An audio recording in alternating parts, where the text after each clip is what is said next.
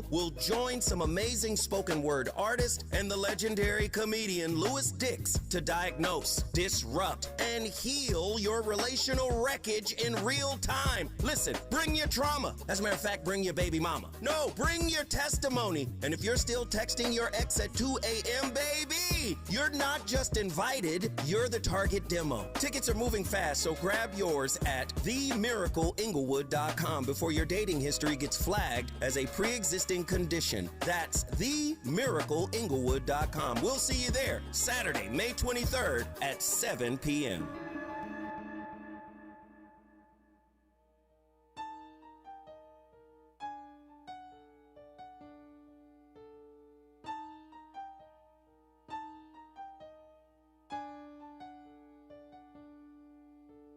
Imagine holding planet Earth in the palm of your hand, with no regard for your place of birth or claim to any land.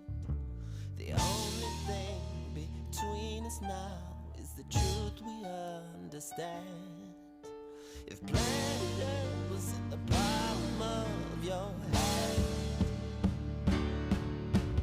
50 years from now, what will they say about us here? Did we care for the water and the fragile atmosphere? There are only two kind of folk, and the difference they make, the ones that give and the ones that take. Just like the countless sparks that revolve around the sun, planet Earth must now come into balance with the one that caused it all. KBLA Talk 1580, still on our Prince with that Planet Earth track. And we are being joined by our friends from Tech Leimert.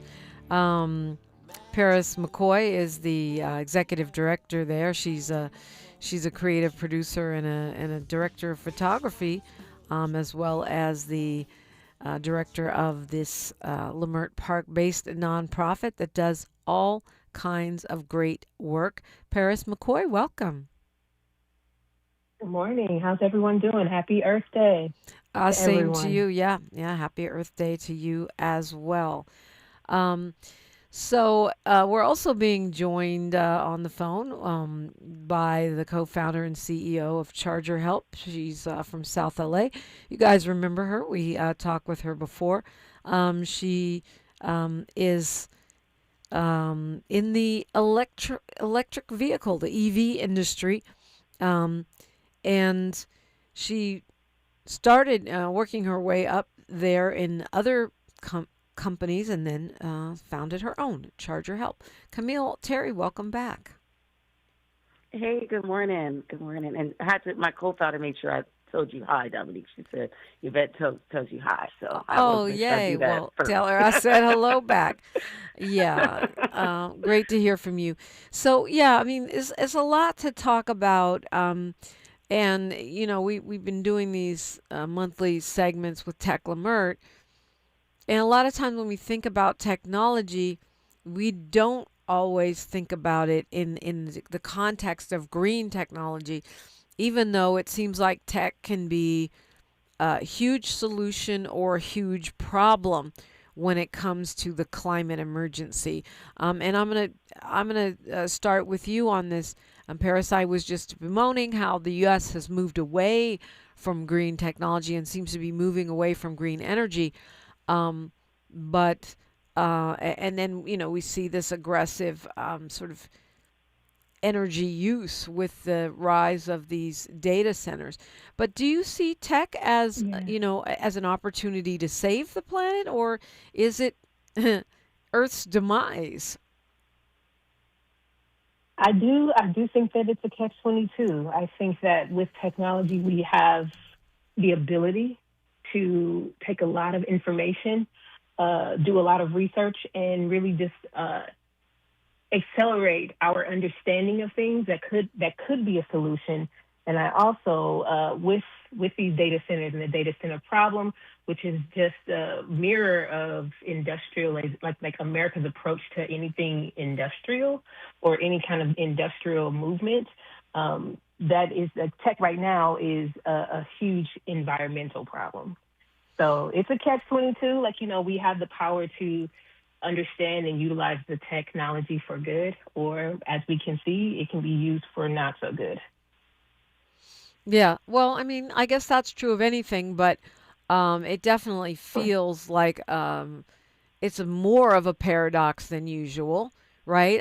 I'm one of the It is. I'm one of the throngs of everybody who's addicted to her phone. And yet I'm really concerned about the conditions of the people that are mining for the minerals, the black people, many of them children, who are mining for those minerals in the Congo, for example. Or the way that our country is aggressively trying to extort countries like Zambia as we speak for their minerals, and withholding AIDS medicine. So, go ahead and die of AIDS if you don't give us your minerals.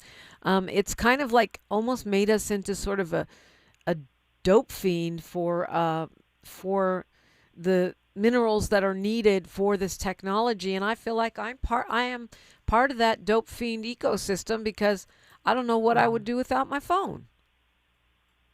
Yeah, that's the bigger issue behind our environmental problem is human consumption, how we approach consumption, how we're looking at the things that we use, like our devices, our technology devices.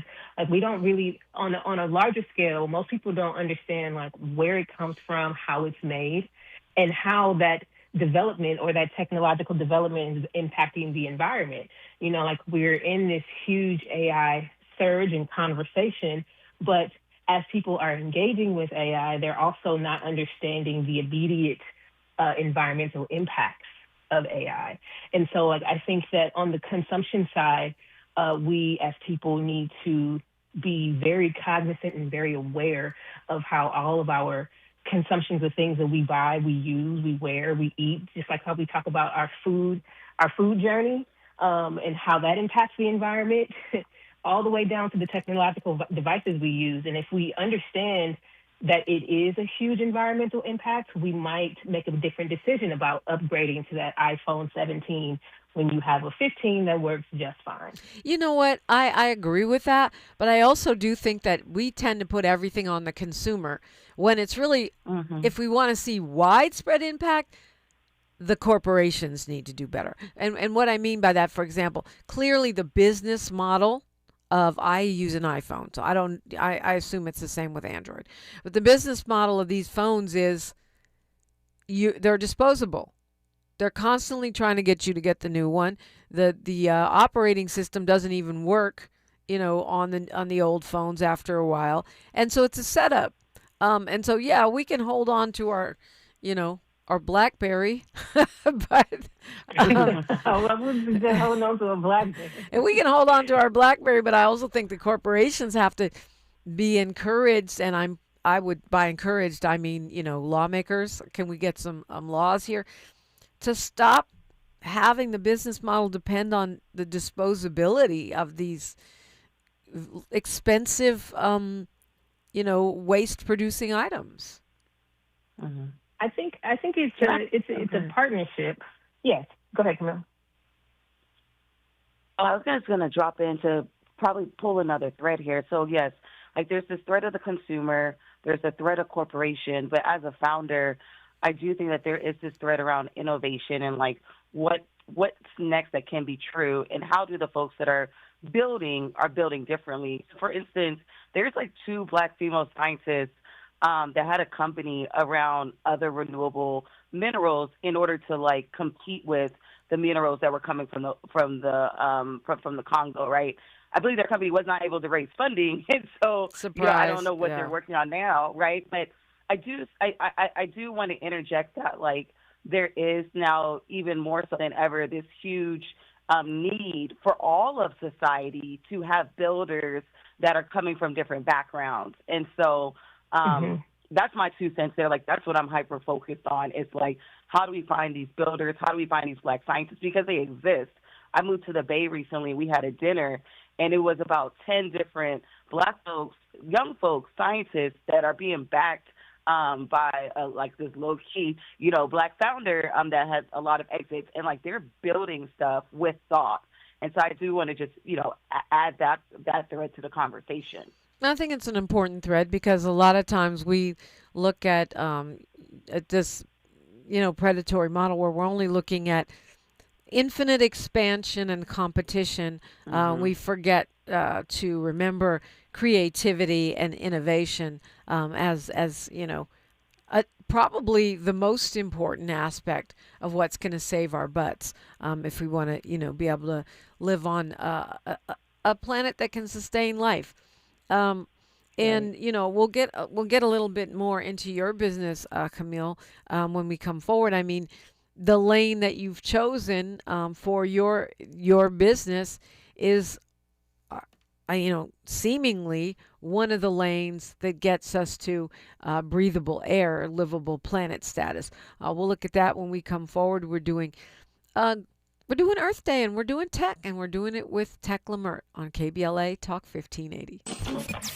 Thanks for starting your morning off with a voice that speaks truth to power and the powerless, getting to the heart of what matters most in our community. This is where authentic conversation meets real action. From breaking news and politics to culture and community solutions, this is where you hear perspectives you won't hear anywhere else. This is where we come together, get informed, and make change happen. You're inside First Things First with Dominique DePrima on KBLA Talk 1580. Good morning, sunshine. You make my day.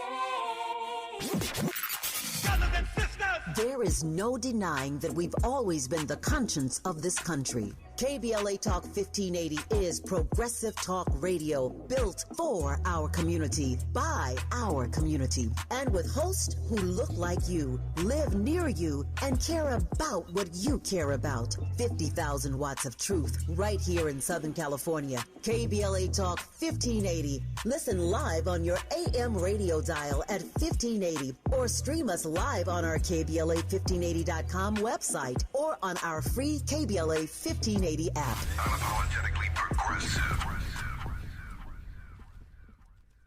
This is an important notice to all U.S. taxpayers. The IRS is giving away billions of dollars in tax savings through a federal program called the Fresh Start Initiative to aid delinquent taxpayers. This initiative was established for anyone facing financial hardship and unable to pay their back taxes. Qualifying and enrolling in this program will stop all collections, settle your delinquent tax problem, and even reduce what you owe by thousands of dollars. Call the hotline at People's Tax Relief to see if you qualify and get this free information by dialing 800-283-2427. If you have unfiled tax returns or cannot afford to pay your personal or business back taxes, you can now get the help you need. One simple phone call can resolve your tax problem and save you thousands of dollars. To see if you qualify and to get this important free information, call 800-283-2427, 800-283-2427, 800-283-2427. The joint will be jumping.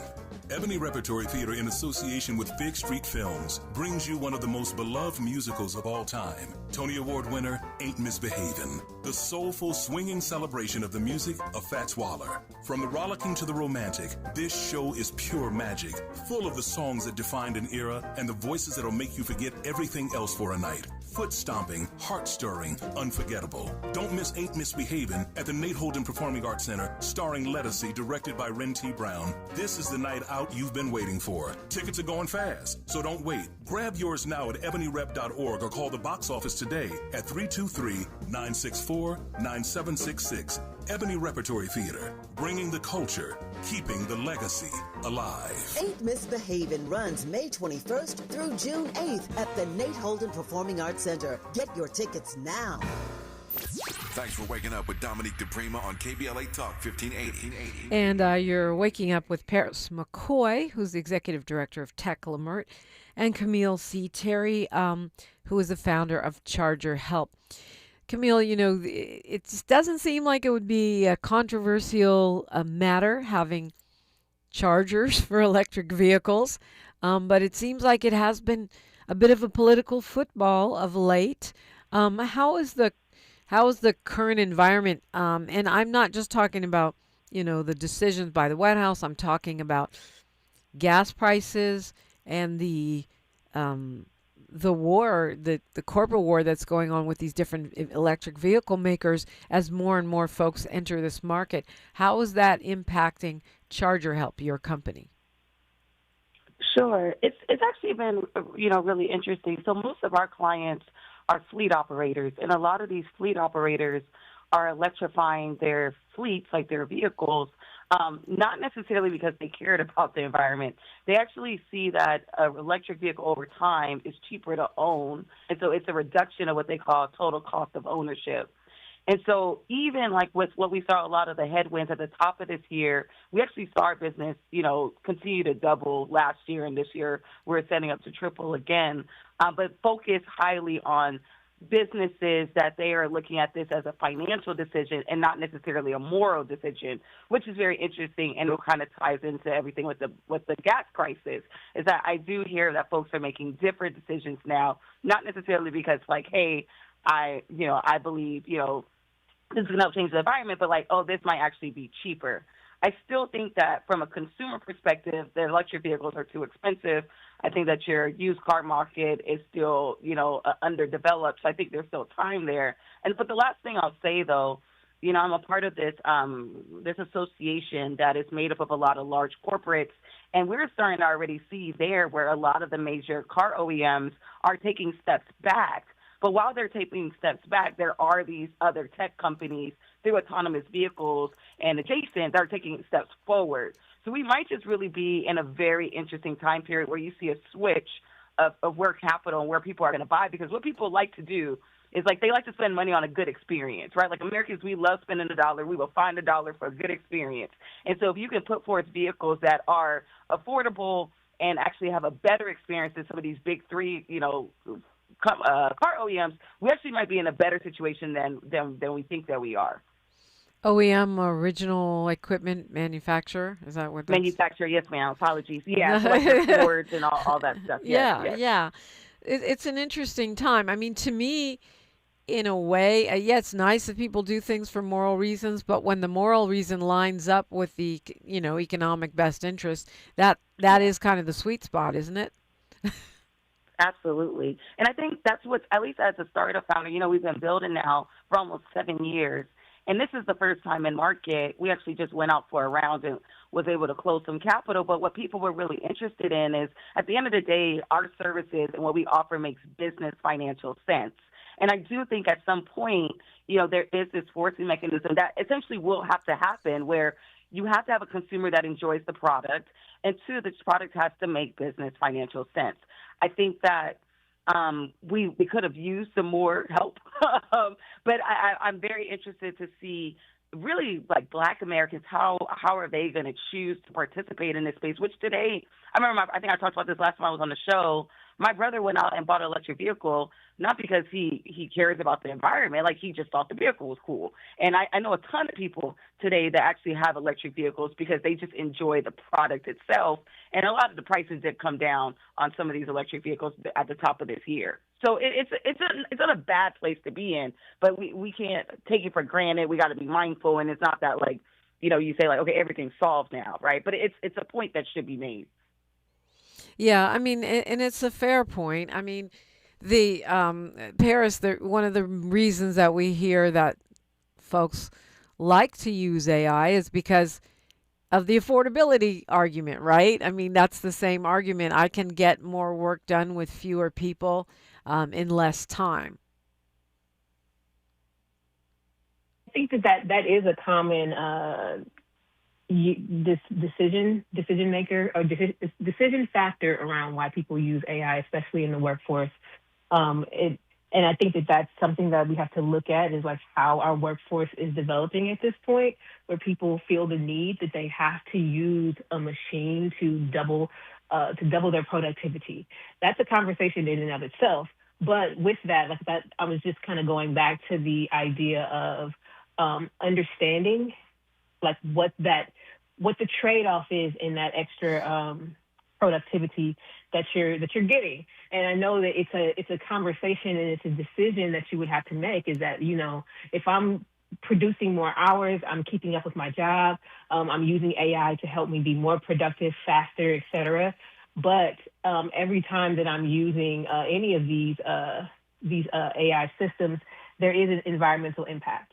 There's hundreds of thousands of gallons of water being used by individual data centers, and then some of the toxins that the data centers pump out into communities that are traditionally in America, in Black and Brown communities. So those are some things to think about when you're utilizing AI at a high rate. Those are things that most people, like I said, are not understanding or knowing, and then that there is, right now, as you were saying, Dominique, America is not really focused on environment or putting policy or law into place that protects the environment. Right now, it's all protecting tech, and so there's an understanding that has to exist here, is that while our government is not going to do anything to protect our environment in this way, because that's not their priority. Their priority is the money of it all, the saving the money. We have to think about how we want to participate in that and what the trade-offs are for ourselves. Yeah, I mean, basically at this point, views and opinions that I say are not those of Tech Leimert or ChargerHelp, but at this point, big tech is embedded with the federal government, and so I always feel like we, the people, do have a say, but only if we pay attention. And so I don't see us moving away from AI. I don't see that happening. Back to the in what we, the consumer, do. Do we, every time we search, put minus AI? Do we not? In other words, do we try to conserve how much we use it and only use it when we really need it, as opposed to when it's just showing up? Or do we, Kameale, if you want to jump in on this, I'd love to hear your thoughts as well. Can we expect to innovate our way out of it? Like, is there a way to, I've read that the Chinese scientists have figured out how to use less energy and less water with their AI data centers. What's the way forward here? Yeah, I think that, I was like, so in my opinion, data centers are very interesting, because what everybody was afraid of with electric vehicle was essentially a strain on the grid. And then when capital started to get pulled away because, folks didn't want to do electric vehicles, now you have another thing, right, that is also straining on the grid. So data centers are interesting to the fact that I think it can continue to unlock capital that could still help with charging stations, EVs, all this stuff alongside data centers. I think that once again, we have to, for folks that want to put capital to work, there's organizations like the LA Clean Tech Incubator, there's organizations like Elemental Accelerator, where they are attracting founders that are looking for other ways in order to source energy. I don't think that these things are unsolvable problems. Do I think that it is a problem that we need to hurry up and figure out how to solve? Absolutely. But at the end of the day, this is happening, right? Like, everyone's doing AI. AI is a part of literally everything. It is here. It is happening. And I think, look, you can have a group of folks that, if they want to figure out how to not to participate, I think that's by all means your choice. But I do think, once again, there is this unique opportunity to find solutions. There are solutions for energy, right? There are solutions to be more thoughtful. The folks that are driving these conversations are looking for things that are affordable. So how do we bring forward solutions that are affordable? Who are those startups? Who are those organizations supporting those startups? And then even going all the way down to high schools and elementary schools, how are we even teaching our young folks about the grid? Last thing I'll say is when I got in charging, that's when I learned about the grid. I was like, oh, this is fascinating, right? But we don't talk about none of those things. We don't learn about those things. So I think it's an opportunity for us to learn more and to figure out ways to innovate. And at bare minimum, support organizations like, the Tech Leimerts of the world that are supporting those founders who are trying to figure this stuff out. Yeah, it's well said, but also, as you have said, Kameale Terry, it's here to stay. As you have said, Paris McCoy, it's part of almost everything. So the other question becomes, the location of the tech centers, and as of right now, they seem to be, those data centers seem to be located in black neighborhoods. So the pollution, and once again, we see this disparity in terms of the environmental racism. So if this is going to be a thing, it is a thing, can we share the burden? I think those are where those lawsuits come into play. Yeah. But go ahead. Yeah. Sorry. I was like, I think that, like, Yeah. I think I say, yeah, like, one, get the law behind you, but then also just understanding and being aware.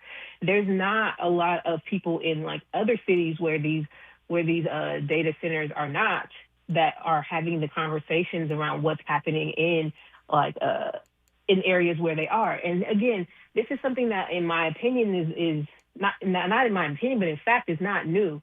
Like, our industries, or different industries, just dumping and using like poor neighborhoods or land that they deem not viable or important to handle the pollution that's coming from data centers is not new. I mean, if you talk to some indigenous communities in New Mexico, they're having the same issue of a different type, but it's like we'll just dump these things around these poor communities because they think that nobody cares, or that nobody's listening, or that nobody understands.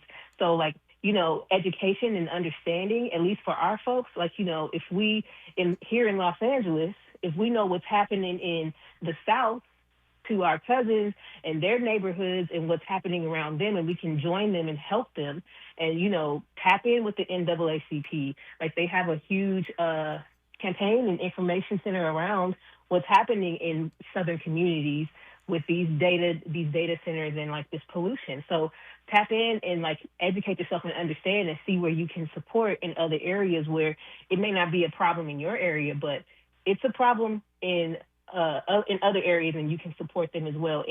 Hold that thought. I'm right up against a hard stop here for the bottom of the hour. News, traffic, and sports, and more on KBLA Talk 1580.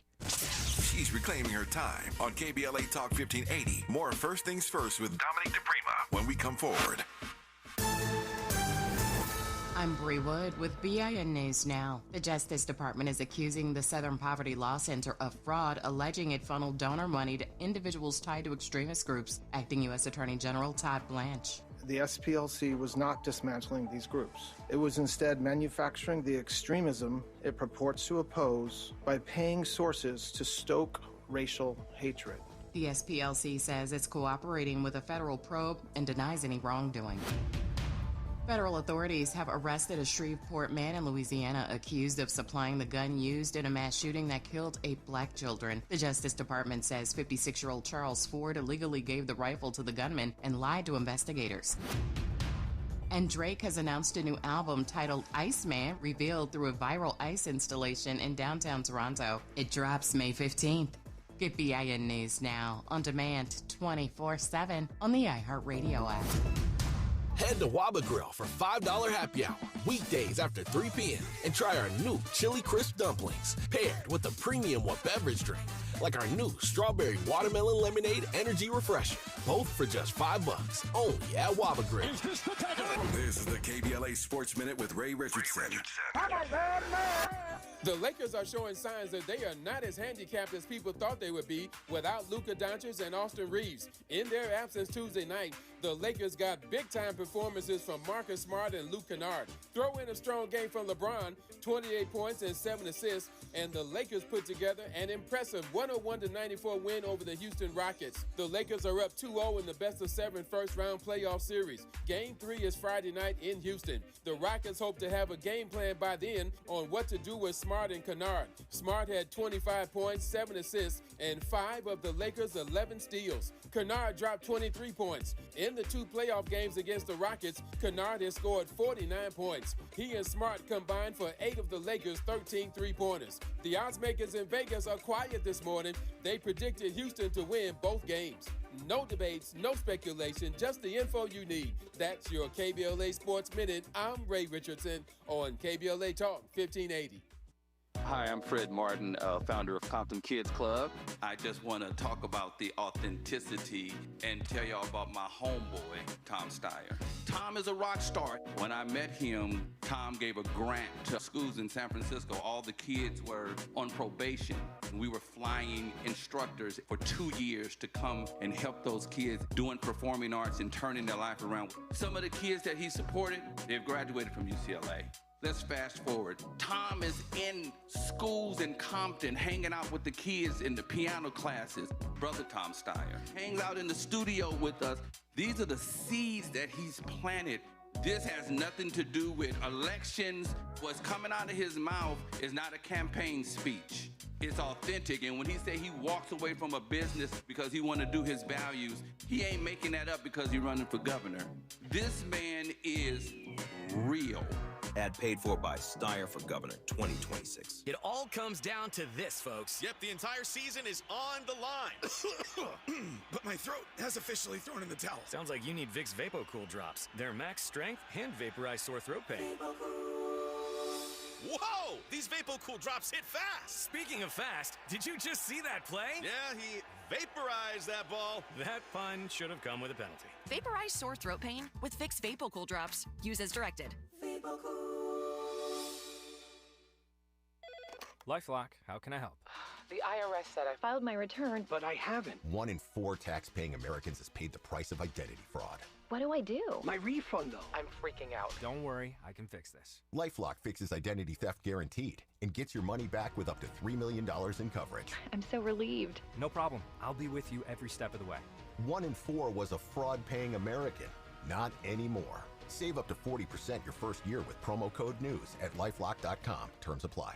The Joint will be jumping.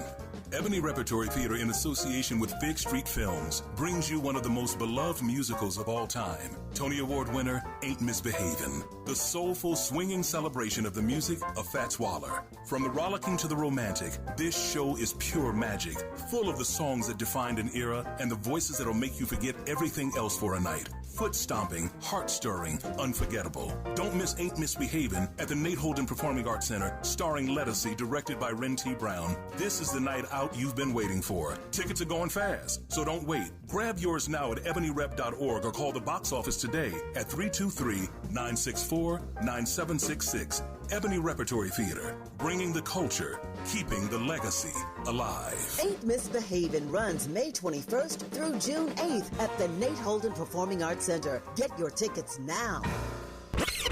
Heard any other talk radio lately that sounds anything like this? We didn't think so. You're listening to Unapologetically Progressive, KBLA Talk 1580. You are, and happy Earth Day to you. Paris McCoy is with us. She's the executive director of Tech Leimert, a nonprofit here in the Crenshaw area that does all kinds of things tech. Training and they put out musical projects. They do conventions, all kinds of things you want to tap in with Tech Leimert. We're also being joined by Kameale C. Terry, co-founder and CEO of ChargerHelp, and kind of looking at the intersection of tech and, that ball in space that we live on, our planet Earth. And when we look at the environment specifically around electric vehicles, it seems like we've been through a lot of ups and downs, a bit of a roller coaster, I'd say, in the past 10 years, from it becoming super trendy, at least here in California, and sort of a status symbol, and everybody wanted to get in the carpool lane, and seemed like it was being incentivized, then less incentivized. And now I feel like, because of what we're seeing with gas prices and in the way that it makes us look ahead at what might be coming in a year or 5, maybe electric vehicles are even having another resurgence. Would you agree with that, Kameale? I would say so, and I think that a lot of it is tied to the affordability. People making the decision. Like my brother, him and his wife, they had a big old truck, and he just can't drive it right now because it will cost him almost $300 to fill up his truck, right? And so what if he's driving my electric vehicle? So much so that his wife was like looking at, like, actually, I think I'm going to buy an electric vehicle. And so now they've made the decision. I've been talking to them about electric vehicles for a very long time, but it wasn't until, like, their truck is literally sitting because it is too expensive to fill up. And now she's like, okay, let me look. And when we looked at the used cars, she was actually, like, really surprised how low the cost was against buying a gas vehicle on top of getting, gas as well, which I thought that was really interesting. And your company also trains folks to fix the chargers and service those. And those are, to me, future-facing jobs. Is that part of the purpose? Well, so interestingly enough, that learning and development part of our organization split off to be its own company last year. And so now it is ran by Kiana Scott and Dr. Jessica. It's called ChargerHelp. So they've been hyper-focused on the reskilling. At ChargerHelp, what we've been really working with fleet operators is to underwrite the risk of having an electric vehicle and into EV charging stations. So we've been delving into, like, a lot of big data. We do a lot of AI stuff, and it allows us to be able to, get to a place of profitability, have good margins, and continue to pay, like, our internal employees, and also spin off an amazing company that is focused on the reskilling of the workers for EV charging and other green jobs that are coming about. Yeah. Okay. So you're expanding and, I guess, spinning off. You just said it. But I don't know. I think I also have a friend who bought one of the little BMW electric vehicles, and she ended up trading it in because she couldn't figure out how to navigate her life around the charging. This is a couple years ago, but is it getting better? I mean, it seems like I would imagine, with a company like yours, that would help. Do we have the infrastructure if we see mass adoption of EVs? I think, unfortunately, with a lot of the funding being removed for public charging, it's still really hard. I was back in LA 2 weeks ago, and there's nowhere, and our office is off of Exposition and 10th Avenue. There's nowhere over there that has, like, fast chargers, like, nowhere. And I had to drive all the way down to the not the Foxwoods Mall, go down to Culver City and use a charger down there. So I still think that the federal funding, that's where it really harms, is people that don't have home charging. And then we're not really seeing capital come into certain communities that folks don't think they're going to make money off of, right? And so that's going to continue to be a problem. And that's really frustrating because out of everyone, we could really get something from not having so many gas vehicles in our community. Yeah. But I don't know how that problem gets solved without the government putting in funding, because people just don't think that folks in communities like ours are going to have electric vehicles, and so they're not investing money to essentially deploy, DC fast chargers in our communities.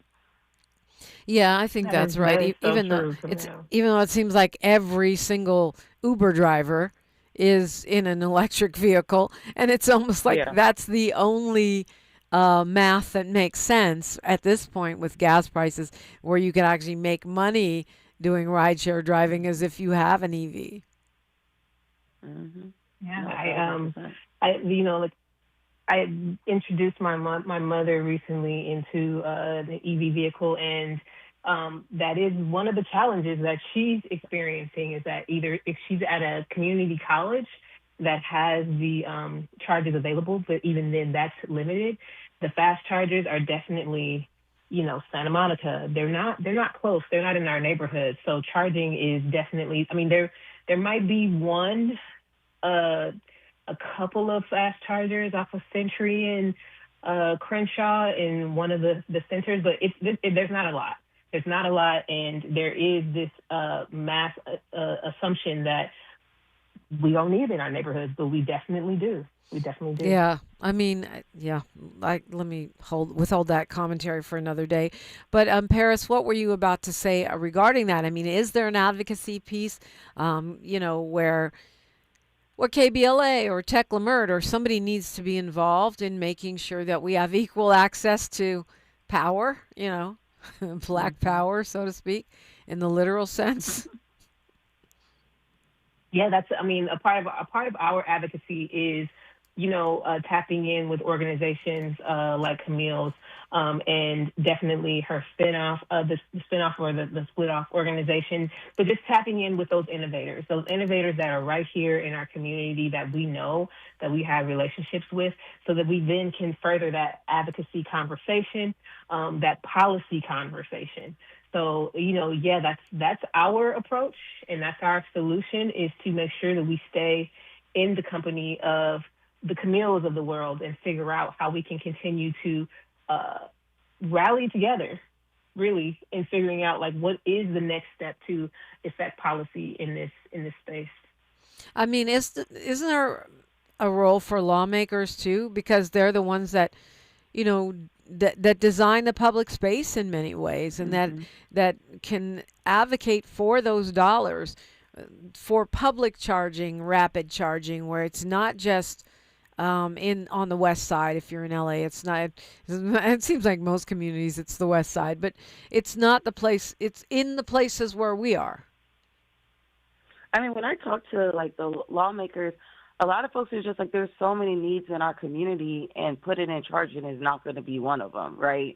And so, which is like unfortunate, but true. Even talking to some of the utilities, they're like, there's just no money for it, right? And so, the part that gets really interesting is like if you have players that have property already, even right there at Leimert Park, like could we put in DC fast chargers down there? Like who would have the financial means to underwrite something like that? We have to start thinking about how we get capital a little bit differently, because and look, I'm a millennial, so maybe I feel a little jaded, but it's just like, I don't know if our government and our communities have the funding to do this. And now some of us, I ain't got a lot of money, a little change, like how then do we come together and figure out, okay, what is the financial model to support this in the community? And I think like that's the conversations that, I continue to lead and try to figure out, because I don't know. I guess I've become a little jaded to what government can actually help for me, help for us with some of these things that aren't like critical, right? And there's so many needs in our community. Yeah, absolutely there are. But, every day even though it doesn't seem like it, every day we pave streets, every day we fix street lights, every day we invest in beautifying and upgrading certain areas of our city. And, when we try to stick to these emissions goals, and whether we have the guidance and leadership and rules and regulations on the federal level or not, we know that here in the state of California, we're always going to try to go green and be leaders in that way. That's part of the public infrastructure. I mean, I don't see how it's not, because it's not sustainable to drive an electric car unless you're wealthy enough to have your own situation at home, if there isn't public infrastructure available for that. We're talking with Kameale C. Terry. We're talking with Paris McCoy. We're talking with you. It's not too late to call at 800-920-1580. I'm Dominique DePrima for KBLA Talk 1580. More of First Things First with Dominique DePrima when we come forward. KBLA Talk 1580. We've got a lot to talk about.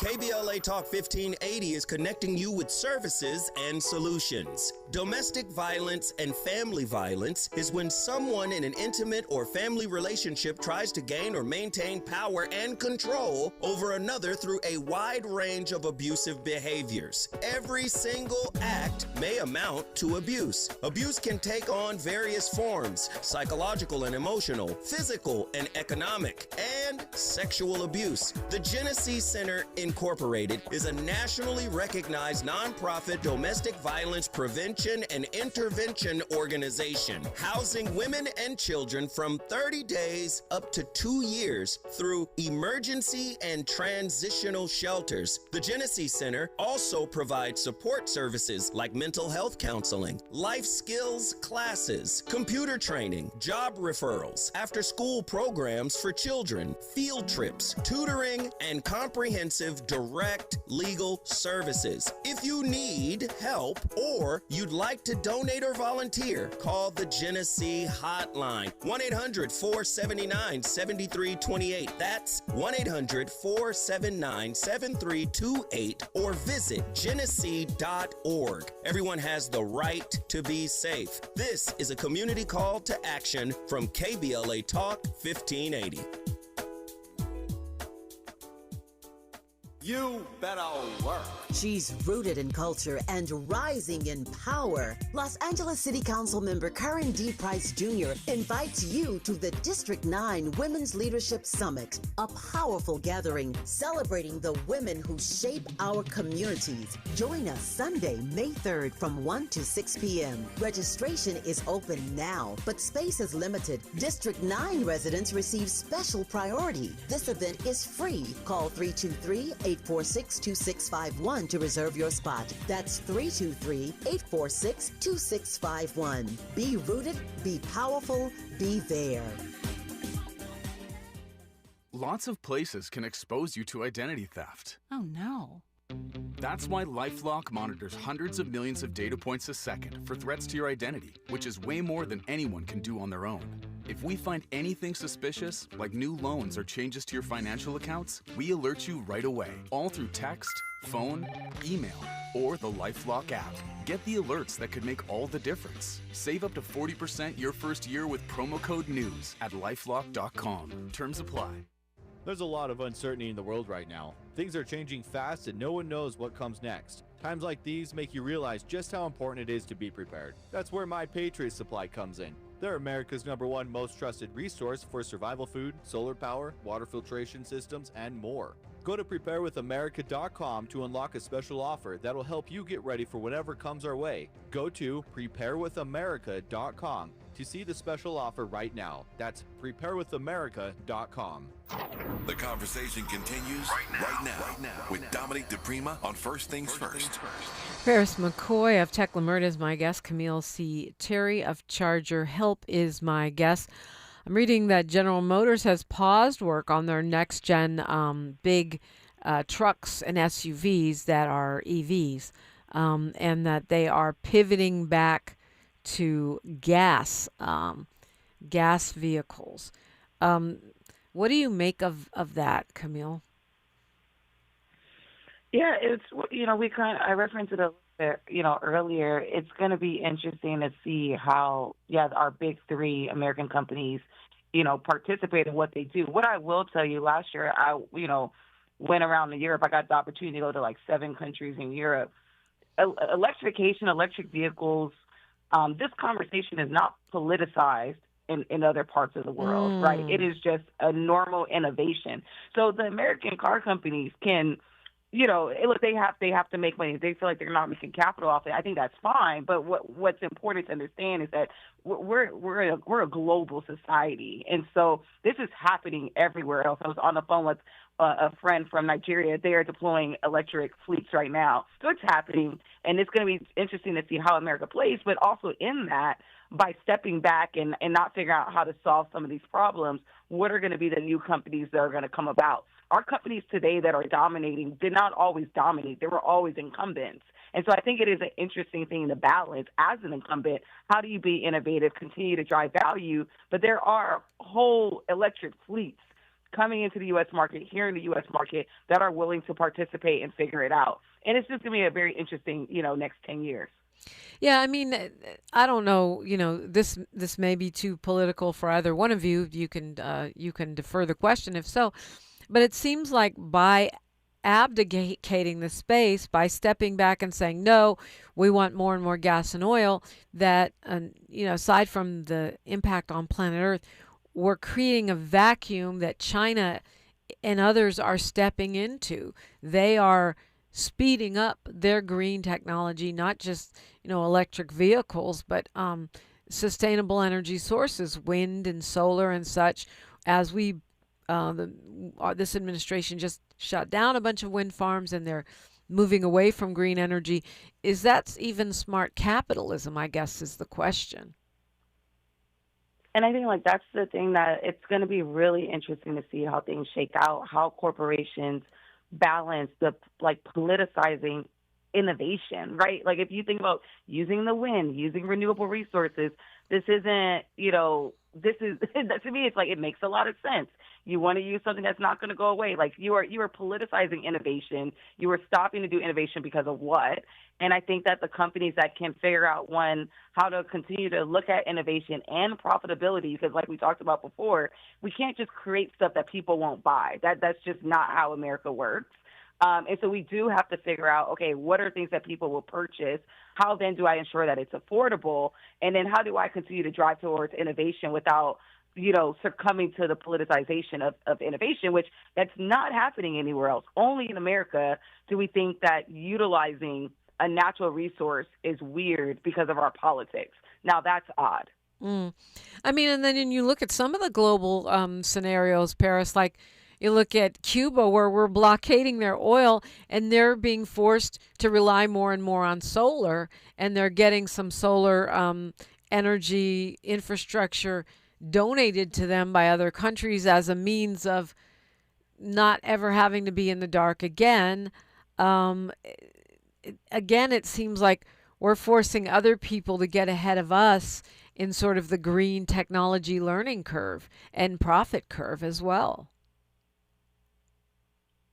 It is something to look at.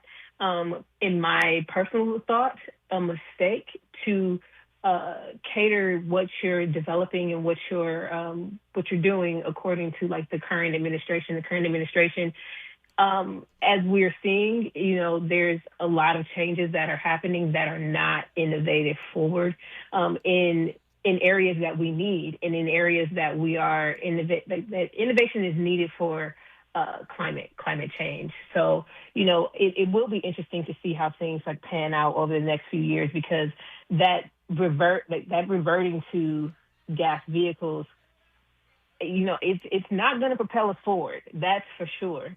So there's something to see there. There's something to see in how the people, like the American people, are going to continue to seek out electric vehicles in different forms and formats and whatever is coming into the country that's available to them that can get an electrical vehicle that will meet their economic price or et cetera, et cetera. I think that, it may be some tough times, but I think that, following the way of innovation that's going to preserve our environment is going to be the way to go. And and that's a fact for Cuba. Like you were saying, with Cuba, they're having a hard time, but it's pushing them into some innovation that they've long needed. Hey, well, and hopefully not, the rest of us don't have to be pushed into it in quite such a traumatic way. But Paris McCoy, talk to me about how folks can tap in with Tech Leimert and, get smarter about all such things. Yes, you can always tap in with us mainly through IG, and that is at Tech Leimert. We are there. We are always in our DMs, so reach out and find out what we're doing there. That's our primary source. All right, that's excellent. And Kameale, how would people support your company? Honestly, I think it's supporting the ecosystem. So, TEDx South Central is coming up. So there's speakers out there that are interested in that. I think supported organizations like the LA Clean Tech Incubator, I think Tech Leimert, we definitely need to do some type of, I don't know if y'all want to host this, we need to do some type of design thinking, pitch competition. We need more pitch competitions, more opportunities to share ideas in the community. And if folks want to do it, we got a space. I got a free space. Let me know. We would love to facilitate those things because we want more ideas to come from our community, because you can't be successful. And I think ChargerHelp has been a great example of that.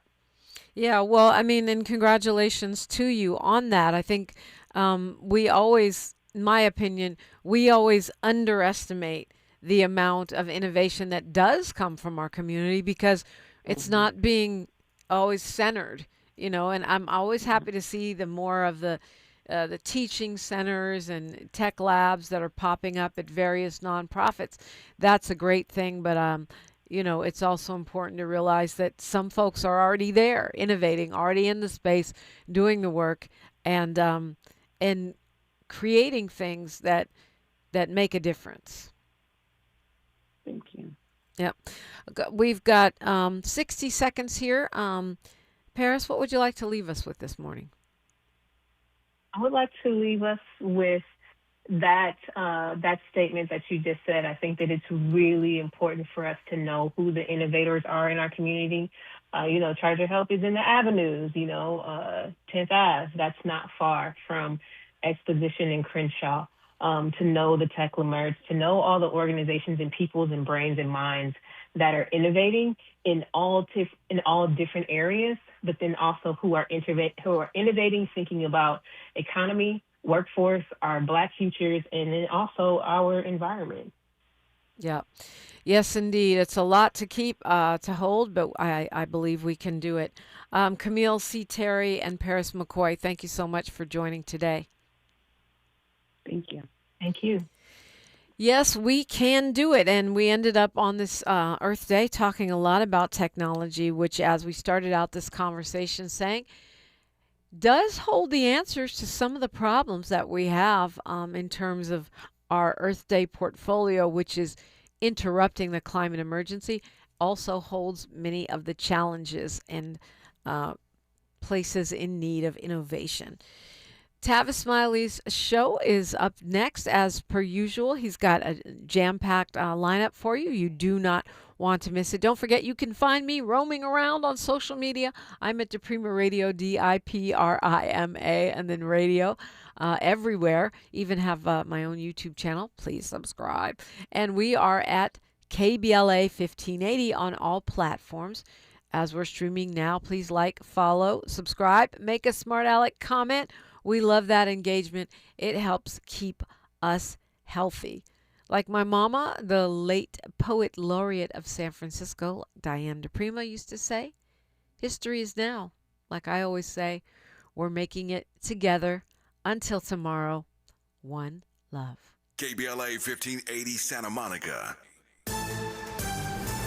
I'm Bree Wood with BIN News Now. The Justice Department is accusing the Southern Poverty Law Center of fraud, alleging it funneled donor money to individuals tied to extremist groups. Acting U.S. Attorney General Todd Blanche. The SPLC was not dismantling these groups. It was instead manufacturing the extremism it purports to oppose by paying sources to stoke racial hatred.